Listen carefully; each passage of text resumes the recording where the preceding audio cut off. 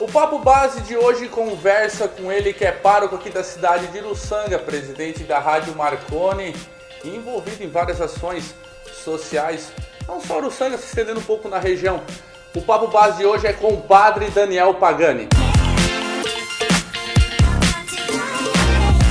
Padre Daniel, um prazer em recebê-lo aqui no Papo Base. Desculpa, eu sei que o senhor está cansado ainda da Sexta-feira Santa, que foi bastante agitada aqui no Uruçanga.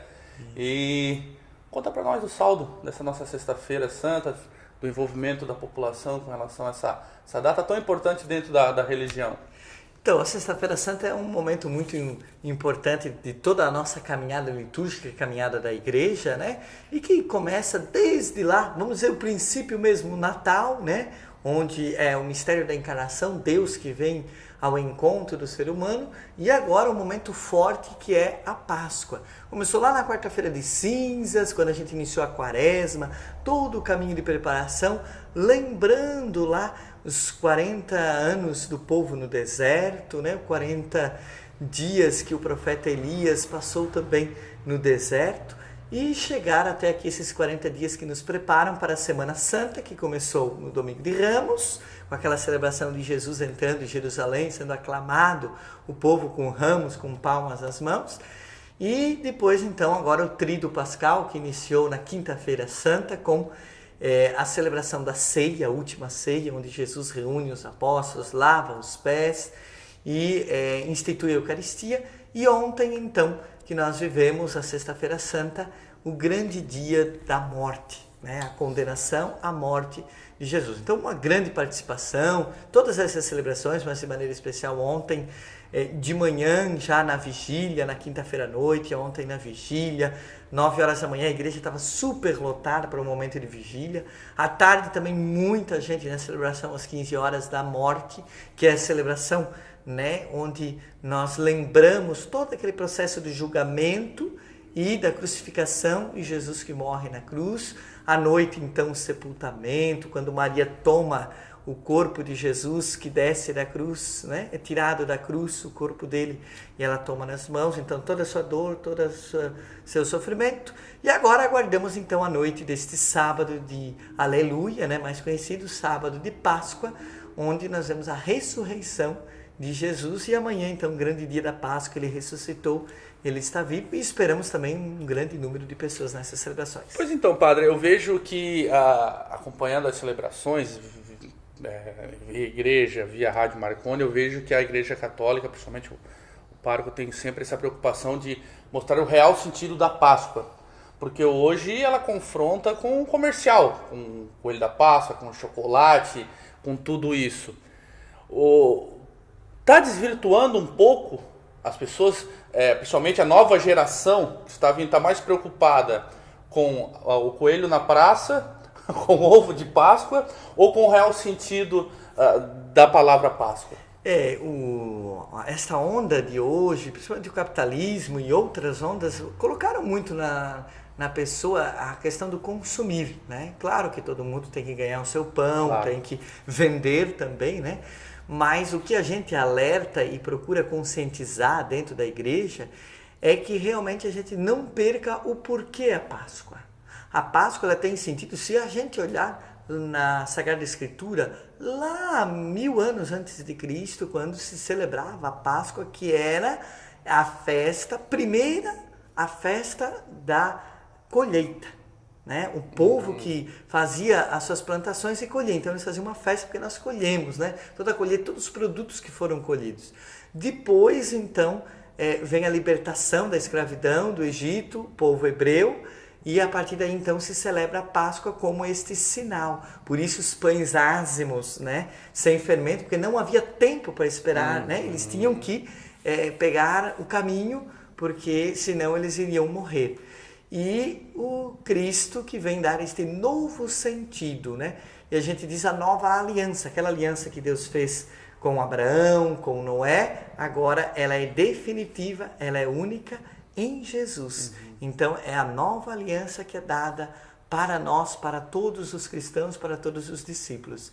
E é a partir daí que a gente deve viver. Depois, claro, o comércio, o capitalismo, o consumismo, né, foi então colocando o chocolate, o coelho, né, todas essas questões, mas hoje o principal é a gente viver, não é o chocolate, o principal é a gente viver uma vida nova, viver a paz, viver o amor, viver a alegria, né? Esse é o grande sentido da Páscoa, é viver uma nova vida. Morrer com Jesus, por isso celebramos a morte ontem, que é onde nós também vamos morrendo um pouquinho, vamos deixando o pecado, as coisas assim, e vamos ressuscitar agora no domingo de Páscoa para uma nova vida. Olha, eu vou começar de novo, eu vou começar o meu interior, o meu coração mais limpo. E muito, conversando principalmente com os nossos pais e avós, falam do comportamento do dia, principalmente do da Sexta-feira Santa, que, por exemplo, sempre meus avós falavam que não se fazia absolutamente nada, até mesmo falar era um silêncio, era algo, e hoje parece que a coisa um pouco mudou. A Igreja Católica vem evoluindo junto com essas novas ações, com esse novo comportamento dentro, principalmente de datas especiais como a Sexta-feira, a Páscoa. Não há mudanças assim, eu acho que é uma mudança de compreensão. Né? Mas os princípios eles continuam os mesmos. Né? Mais silêncio, não que não se possa, nem naquela época, talvez ali um pouco até se pegou um pouco exageradamente a tempos antigos de até não se falar. Não pode se falar, mas com prudência. Né? Eu sempre digo que acho que o bom senso nessas horas ele é o que deve prevalecer. É um dia muito de reflexão, né, Padre? Dia de reflexão, por isso que a gente convida um pouco mais ao silêncio, conversar menos, né? Conversar pode, mas não rir, não fazer bagunça, não colocar som alto, né? Porque realmente, sabe quando eu até... Não é um feriado qualquer. Não é um feriado qualquer. E até eu digo assim, quando a gente perde alguém da nossa família, a gente não faz uma festa, não coloca som alto. Então realmente tu fica um pouco mais em silêncio, tu começa a meditar mais, aquele sofrimento, aquela tristeza, poxa, partiu, eu perdi alguém que eu gostava, né? Então você fica um pouquinho assim, mais introspectivo. Né? Olhando para dentro de você, então por isso. E falando em feriado, né? Às vezes as pessoas fazem muito, vou viajar, vou descansar, aproveitar. Para nós cristãos, católicos, né? Não é um feriado para viajar, não é um feriado para eu agora tirar, não, é um feriado para a gente rezar. E digo assim, descansar, né? Às vezes as pessoas dizem, vou para a praia, vou descansar, vou para tal, diz assim, será que você vai descansar mesmo? Né? Às vezes você vai lá, tem que pensar comida, tem que pensar um monte de coisa. O descansar, talvez, o ir na igreja, o rezar, o refletir, é um descansar não o teu corpo, mas descansar a tua mente, encontrar a tua paz. E esta paz a gente encontra quando a gente está com Jesus. Para ele se preparar para a missão, a gente viu ao longo da semana, quem acompanhou as missas, as leituras, a gente viu que ele se retirava, e principalmente depois da última ceia, ele se retira, ele fica a noite tempo em silêncio se preparando, porque é esse silêncio que nos prepara, nos faz encontrar comigo mesmo, e quando me encontro comigo mesmo, eu tomo consciência de quem eu sou e o que eu devo fazer, e aí eu vou fazer, é aquilo que ele fez. E já que a gente falou, principalmente a morte de Cristo, depois ele, né, ressuscita, e é um recomeço, até mesmo você está falando dessa reflexão, e recomeçarmos. Com o novo Papa, o Papa Francisco, a Igreja Católica está recomeçando, ela parece, agora uma opinião minha, um pouco mais leve, mais acessível, as pessoas, as opiniões, as palavras do Papa parecem ser um pouco mais abertas do que a gente, pelo menos no modo de entender, via que era um pouco mais a Igreja Católica aquilo. A Igreja está se refazendo, está recomeçando? Ela passa por mudanças constantemente. Se você pegar a história da igreja, desde Cristo, dos apóstolos, né? E tudo vai de quem está à frente. Assim como em casa, não como numa empresa, numa coisa. Quando muda, né? Muda também o jeito de fazer. Mas a igreja tem a riqueza dos dons. Né? Assim como a gente tem, cada um tem seu dom, né? As equipes têm os seus dons. Cada um tem seu dom. Se a gente olhar, analisando agora os últimos papas, né? Lá o Papa João XXIII, quando abriu o concílio, né? Ele só abriu e logo faleceu. Né? E ele disse que o Concílio Vaticano II, em 1962, ele disse que a igreja tinha que abrir as janelas para respirar um novo ar. E foi ali então que o Concílio Vaticano II ele abriu, logo depois ele veio a falecer, o concílio continuou, foi eleito o Papa Paulo VI que finalizou. E ali então que houve as grandes mudanças, né, do século passado, que foi então a missa que era apenas na língua latina para a língua comum de cada nação, né? O padre que era de costa virou para o povo, e aí começou grandes mudanças, que teve grandes repercussões, teve muitos padres que não concordavam, que saíram da igreja, outros que vieram. Depois tivemos então o Papa João Paulo II, né, que foi um Papa peregrino, um Papa que foi um grande anunciador, um grande evangelizador, né, que era necessário, né, eu acho que o Espírito Santo ele sopra e ele faz a cada tempo a pessoa certa, né, então era necessário o Papa João Paulo II.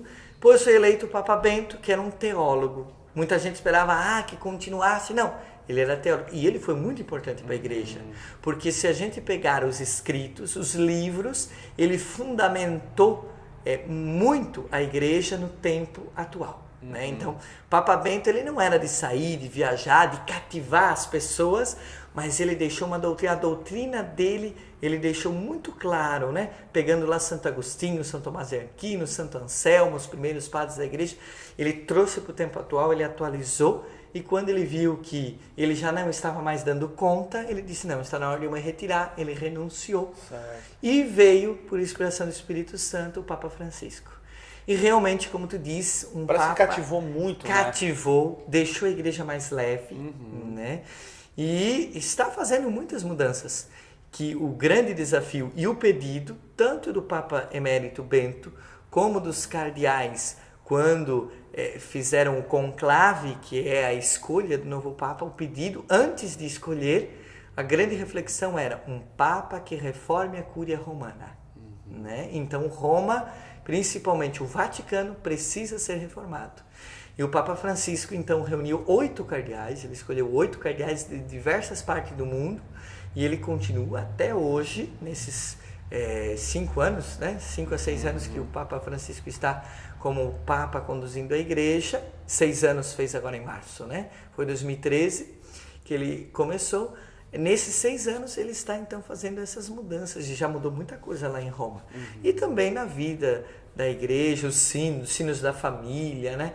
Novas orientações para questões de casamento, agora o sínodo da juventude, né, que houve. Então, várias questões que vão aos poucos, e quando o Papa ele faz algumas reflexões, mudanças, vai se sentir um pouco mais adiante. Às vezes não se sente quando ele é Papa, mas depois, né, o tempo a gente vai colher os frutos dessas mudanças. E já que a gente falou essas janelas abertas, esses novos ares, entramos também nas questões das redes sociais. A gente vê a Igreja Católica bastante atuante, inclusive o Papa, né, com seus assessores, Twitter e tudo mais. E ao mesmo tempo, o que eu senti é que a internet ela dá voz para todo mundo hoje. Todo mundo expressa, opina, enfim. A religião, pelo que a gente sente, parece que ela ficou muito mais questionada do que antes, principalmente, como falou, pela nova geração. A nova geração tem essa tendência de questionar mais, principalmente, será que existe, será que não existe, será que é isso, será que não é mágica? Como a Igreja Católica lidar com esse tipo de opinião, desses tipos de questionamento dentro da Igreja Católica, que é mais precisamente o que a gente está conversando agora, né? E também dentro de outras religiões. Como é que o padre Daniel enxerga isso, esse questionamento? Será que realmente foi aquilo? Será que Deus existiu? Será que Jesus foi tudo aquilo mesmo? Os questionamentos sempre são bons, né?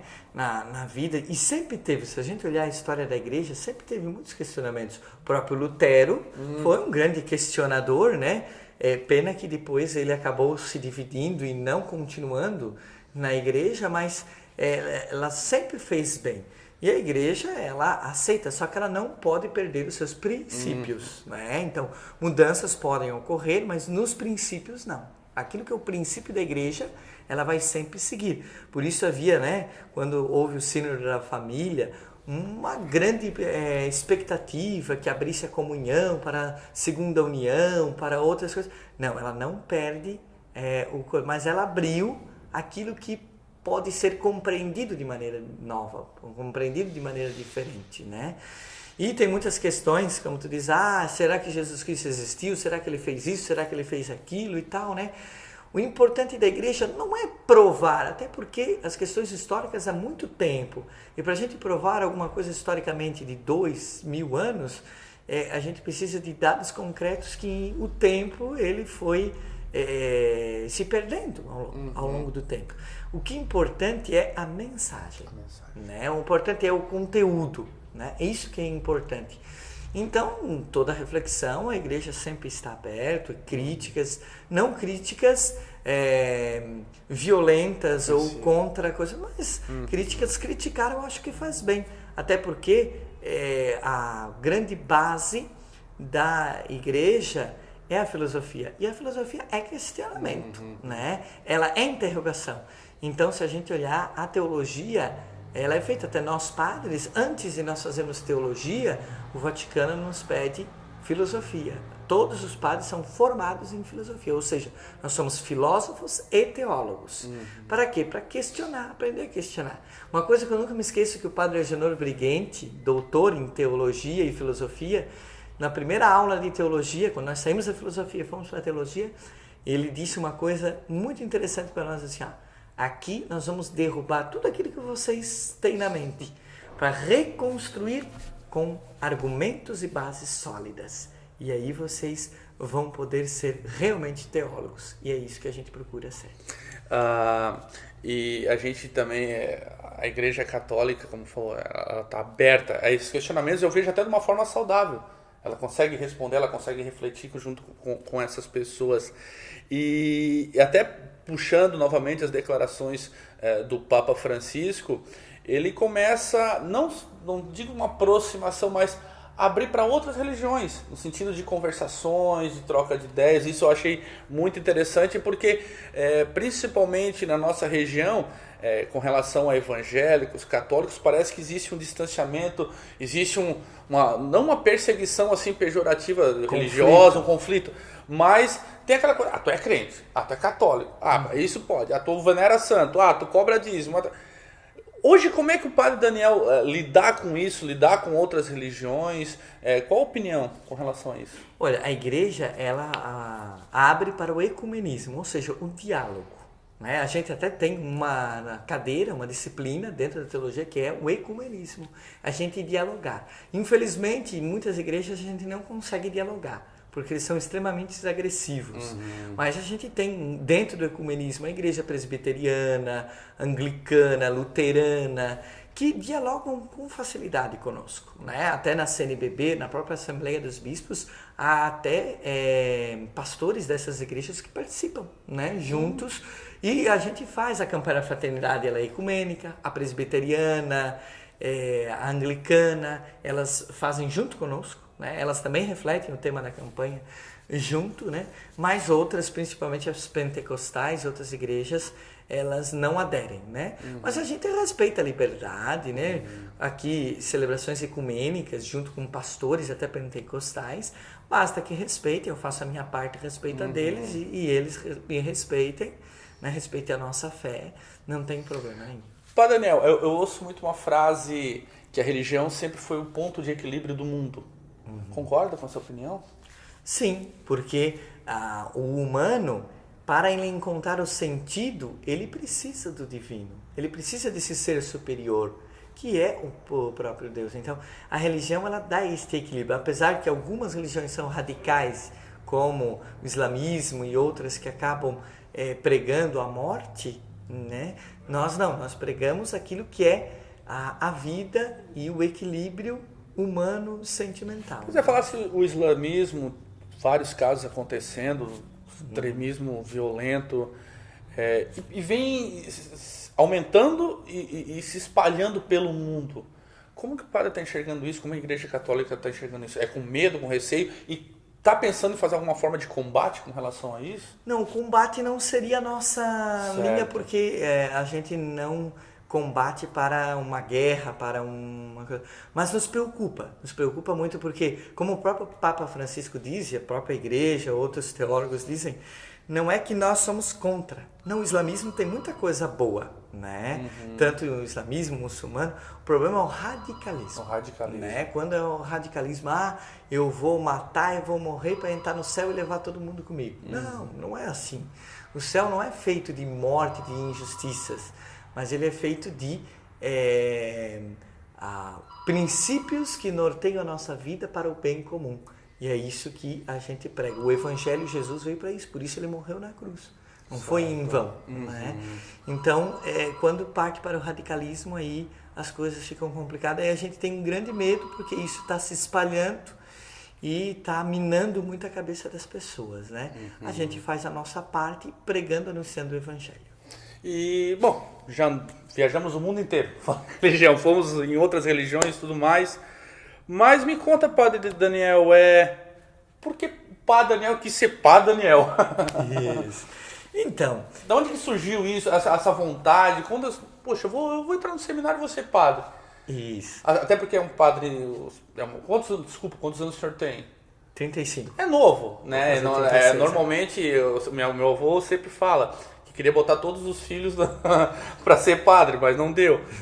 E hoje ainda há muita procura também para pessoas com interesse de seguir essa vida? Houve uma certa diminuição, mas não que isso parou. Não, houve uma certa diminuição. Bom, a minha família sempre foi muito religiosa. Eu sou natural do município aqui pertinho, né, chamado Treviso. E a minha mãe disse que no início, na minha infância, eu sempre fui um pouco doente, né? Eu nasci meio gordinho, depois acabei ficando doente com 5 anos e nunca mais engordei, né? Sempre fui assim, magro. E me lembro que na minha infância houve uma das primeiras lembranças que me chamou muita atenção, né? E que a gente atribui isso ao chamado de Deus. Foi lá no início, quando o padre Ademir Aing, hoje da Diocese de Tubarão, junto com os seminaristas, passaram lá pela paróquia, numa missa, e eles apresentaram fotos, né, da convivência do seminário, tal, dos padres. E isso me chamou muita atenção e eu fiquei muito tocado com aquilo, mas guardei para mim. Depois um sonho eu tive, aqueles quadros do Sagrado Coração de Jesus, o Coração de Jesus aberto, né?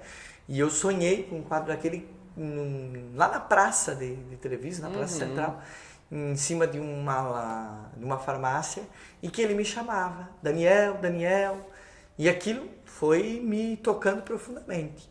E depois eu recebi um convite, então, quando eu estava na 8ª série, naquela época, hoje mudou um pouquinho, né, essa questão na escola, para fazer um estágio no seminário.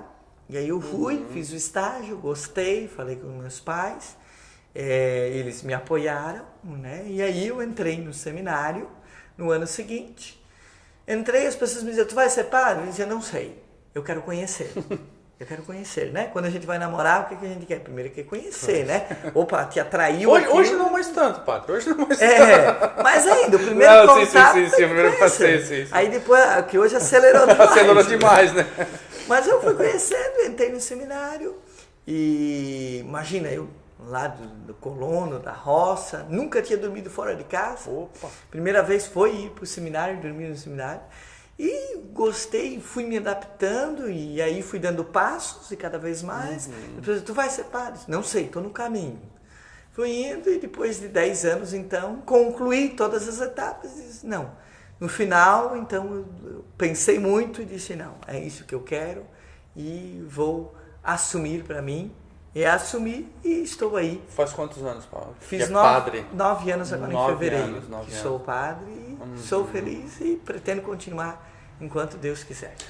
O padre falou em seminário, e eu vou levantar uma polêmica, que é um assunto que já está recorrente com relação a questões aí das polêmicas dentro da Igreja Católica, com questões sexuais.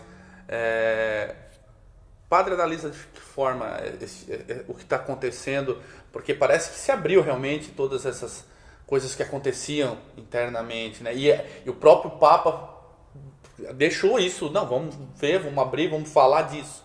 Como é que o Padre Daniel está analisando tudo isso, já que passou por tudo isso, seminário e tudo mais? Bom, a igreja, ela cada vez mais ela procura também ir se corrigindo, né? Agora o Papa Francisco fez essa questão dos abusos de menores, né? Para justamente abrir a questão e dizer, olha, nós temos nossos erros, nossos pecados, porque a igreja ela é feita de pessoas humanas. Eu ia falar isso, são seres humanos que compõem, né? Exatamente. Então as pessoas veem muito o padre, o bispo, né? Ou o religioso como aquela pessoa imaculada em que ela não pode fazer nada de errado, né? E não, muito pelo contrário. Para ser padre, eu fui uma criança normal, nasci no meio de todo mundo, fiz também minhas bagunças, né? E depois a gente vai então se polindo, né? A gente vai se preparando, se formando, né? Assim como a qualquer profissão, a gente também foi se formando para isso, né? E se preparando, só que também tem os desvios, os erros, né? Aqueles que não se prepararam como deveria se preparar, ou que acabam deixando outras coisas entrarem na sua mente e acabam se desviando do caminho. E isso acontece não só na igreja, ou uma igreja, o padre, a figura do padre tem que ser santo, dá uma repercussão maior, a mídia, né? Às vezes até tenta porque dá mais audiência a isso, né? Mas enfim, eu dizia, quantos pastores de outras igrejas, quantos juízes que também são pedófilos, médicos, né? Que são pedófilos, que muitas vezes abusam de crianças nos seus consultórios e coisas, não aqui denegrindo, né, imagem, sim, mas que tem todos mas os meios que há esse em problema. todos, né, em juízes e coisas. Mas quando é da igreja se fala mais por causa desta, vamos dizer assim, áurea santa que se coloca no padre. E esse desafio de estar em Uruçanga, comandando uma igreja tão forte, né, e essa religião tão forte aqui em Uruçanga, até pela colonização italiana, e também à frente de um dos meios de comunicação mais importantes do sul catarinense, que é a Rádio Marconi. Como é que está lidando com isso? Muito trabalho? É gratificante, eu sei que mas deve ser também abençoado, né? Quando o bispo falou para mim vir para Uruçanga, foi a primeira coisa que eu pensei, mas rádio? Eu já trabalhava em rádio, assim, apresentar programas e tal, mas administrar? Eu disse, e agora? Né?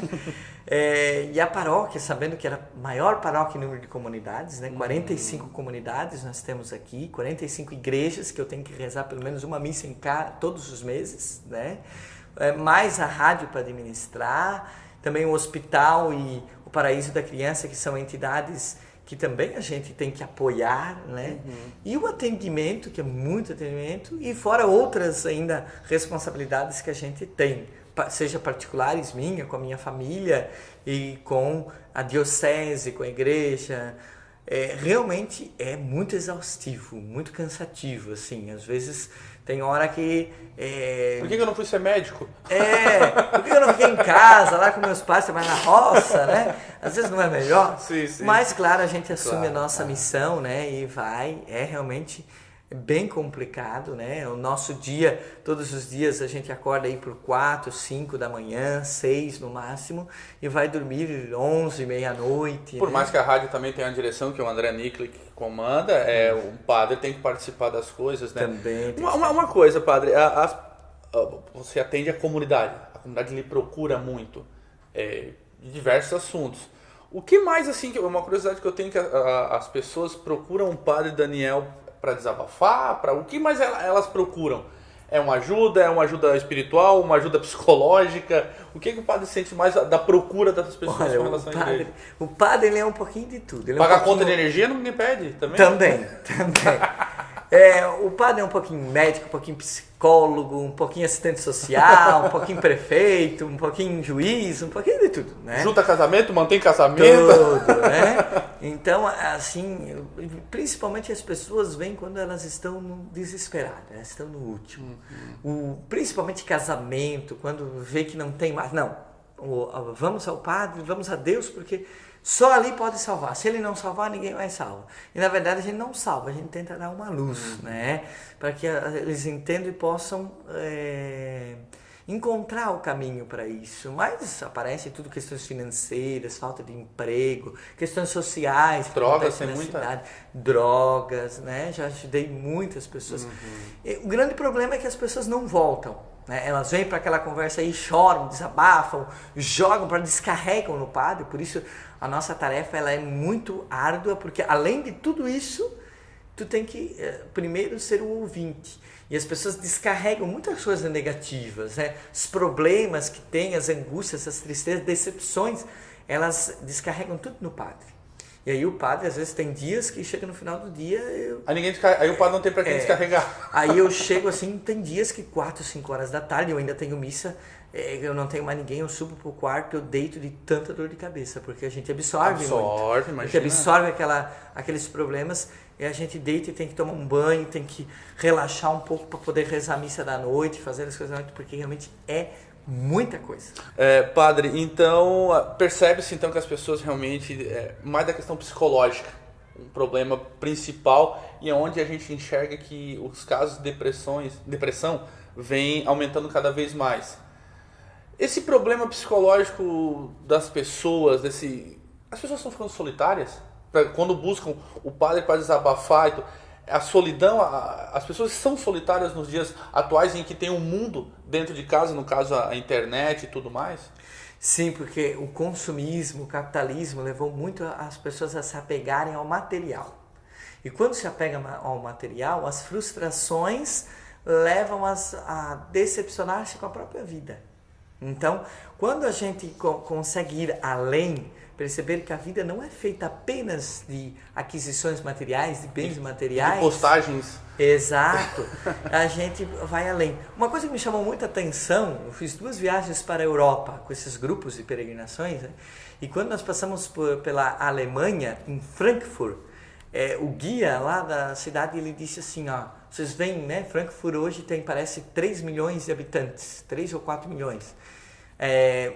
Prédios enormes de 30, 40 apartamentos cada prédio, né? Andares.